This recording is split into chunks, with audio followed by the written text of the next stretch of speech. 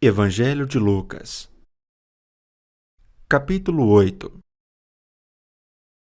Aconteceu, depois disso, que Jesus andava de cidade em cidade e de aldeia em aldeia, pregando e anunciando o Evangelho do Reino de Deus. Iam com ele os 12 discípulos e também algumas mulheres que haviam sido curadas de espíritos malignos e de enfermidades. Maria, chamada Madalena, da qual saíram 7 demônios. Joana, mulher de Cusa, procurador de Herodes. Susana e muitas outras, as quais, com os seus bens, ajudavam Jesus e os seus discípulos.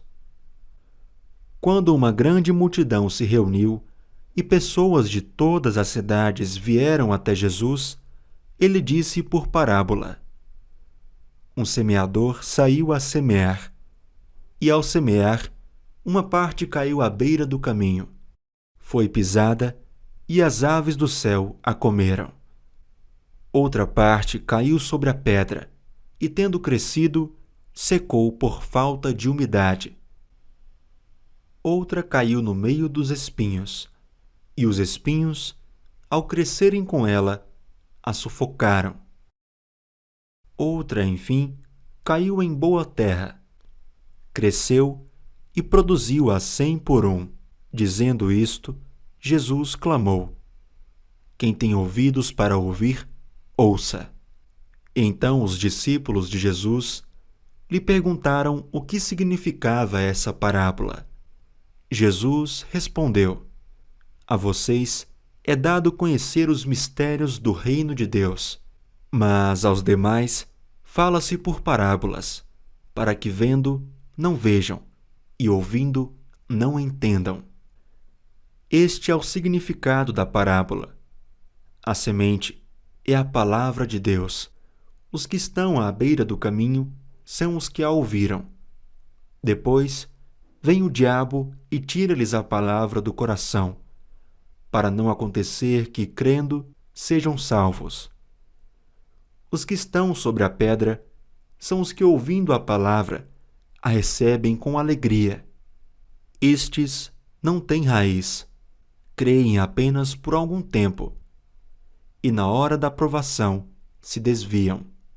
A parte que caiu entre os espinhos, estes são os que ouviram, e no decorrer dos dias foram sufocados com as preocupações, as riquezas e os prazeres desta vida. Os seus frutos não chegam a amadurecer. A parte que caiu na terra boa, estes são os que, tendo ouvido de bom e reto coração, retêm a palavra. Estes frutificam com perseverança. Ninguém, depois de acender uma lamparina, a cobre com um vaso ou a põe debaixo de uma cama. Pelo contrário, coloca-a num lugar em que ilumina bem, a fim de que os que entram vejam a luz. Não há nada oculto que não venha a ser manifesto, nem escondido que não venha a ser conhecido e revelado. Portanto, vejam como vocês ouvem, porque ao que tiver, mais será dado, e ao que não tiver, até aquilo que julga ter, lhe será tirado.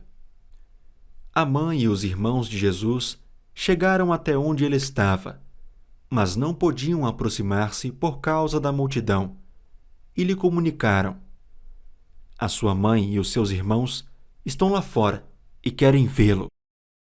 Jesus, porém, lhes respondeu: Minha mãe e meus irmãos são aqueles que ouvem a palavra de Deus e a praticam.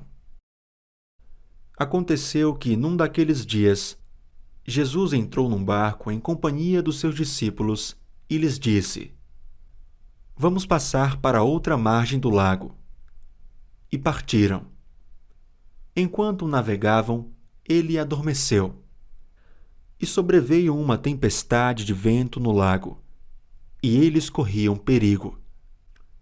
Chegando-se a Jesus, os discípulos o despertaram, dizendo: Mestre, mestre, estamos perecendo. Levantando-se, Jesus repreendeu o vento e a fúria da água. Tudo cessou e ficou bem calmo. Então Jesus lhes perguntou: Vocês não têm fé? Eles, possuídos de temor e admiração, diziam uns aos outros: Quem é este que até manda nos ventos e nas ondas e lhe obedecem? Então rumaram para a terra dos Gerazenos, que fica de frente para a Galileia. Logo que Jesus desembarcou, veio da cidade ao seu encontro um homem possuído de demônios, que havia muito não se vestia, nem habitava em casa alguma. Porém, vivia nos túmulos. Quando ele viu Jesus, prostrou-se diante dele, dizendo com voz forte: O que você quer comigo, Jesus, Filho do Deus Altíssimo? Peço-lhe que não me atormente. Porque Jesus havia ordenado ao espírito imundo que saísse do homem, pois muitas vezes se havia apoderado dele. E embora procurassem conservá-lo preso com cadeias e correntes, despedaçava tudo e era impelido pelo demônio para o deserto. Jesus perguntou a ele: Qual é o seu nome? Ele respondeu: Legião. Isto porque muitos demônios tinham entrado nele.